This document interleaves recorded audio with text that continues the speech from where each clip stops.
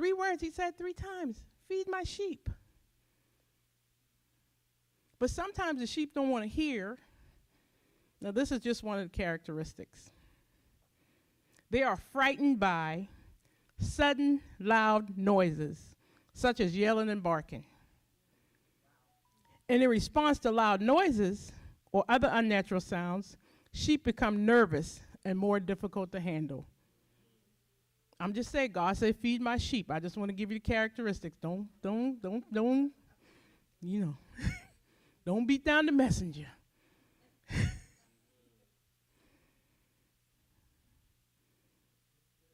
They become nervous and more difficult to handle.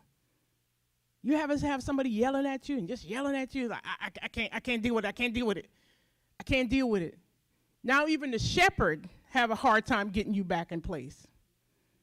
Because you're already going somewhere where somebody's yelling and barking and screaming and whatever the case may be, instead of coming to get your regular feedings. Now he can't even say anything. Or she.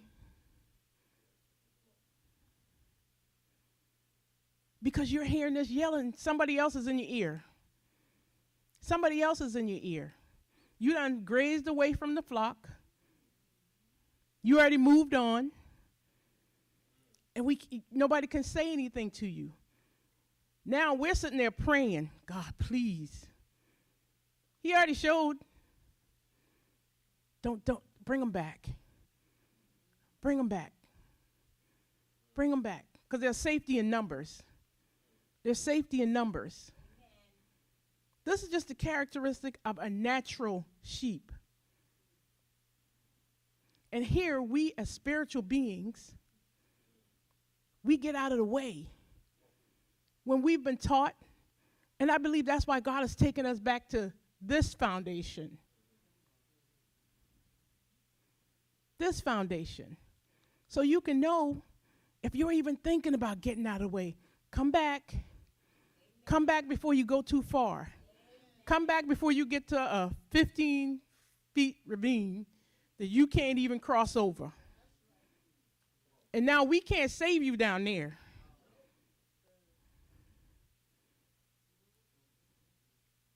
We're not going to hell. You already jumped so far, we can't even say, we're not doing that. But while we're here, and we're doing the feedings constantly. I mean, the Rise ministry, booming. And even Koinonia for the fellowship, where we're feeding you naturally, but there's still connections within the church that you gravitated toward. But still, you know, those people have sound teaching. They're not going to take you outside the gate. Because we tend to be in numbers. Amen? And as I've been going through this teaching, I was like, wow, Lord, let me make sure I want to put gates on my house. You wonder why Bishop got gates up all around the campus. I'm like, let me get me some gates too. Because I don't want to be outside the gate. But what keeps you in the gate is that constant feeding. Coming to get the word. It's a pastoral commitment. One of the, so the term pastor, so this is under pastoral commitments in our membership manual.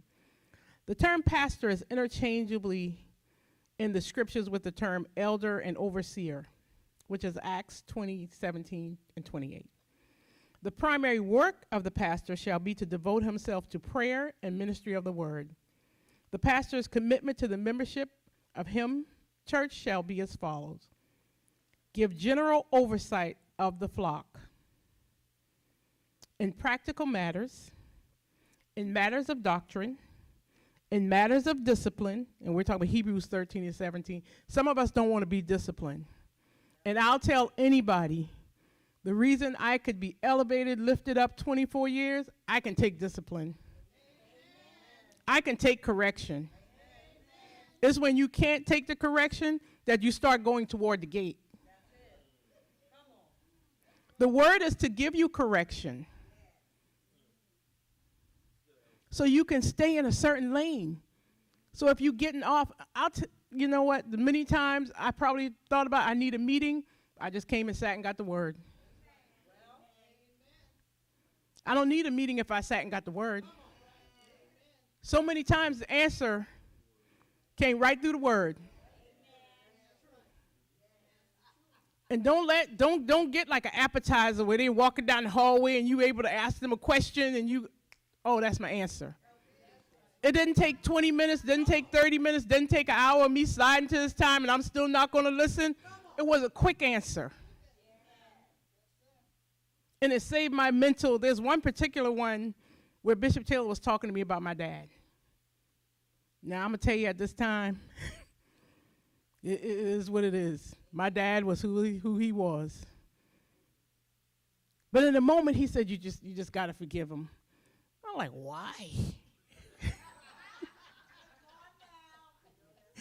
This is where I was at. How come? I'm a grown adult and he still hadn't changed. I already been through what I've been through as a child, and to me, he still hadn't changed. Why I need to do that? And he just said, you have to forgive him.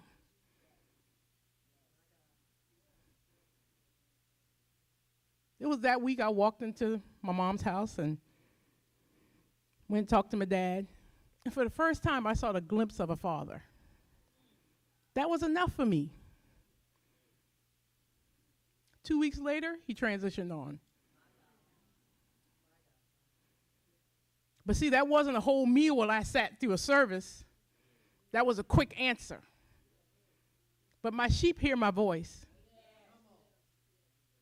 And though my heart was still hurting, I still heard what he said.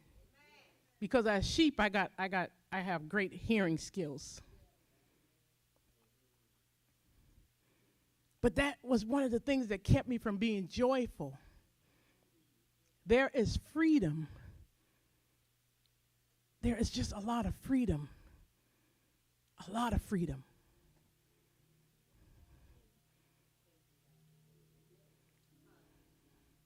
And just listening. We got to be joyful. The pastors want you to be happy. We don't ever want to get in your way, but we are for you to know the way. Amen?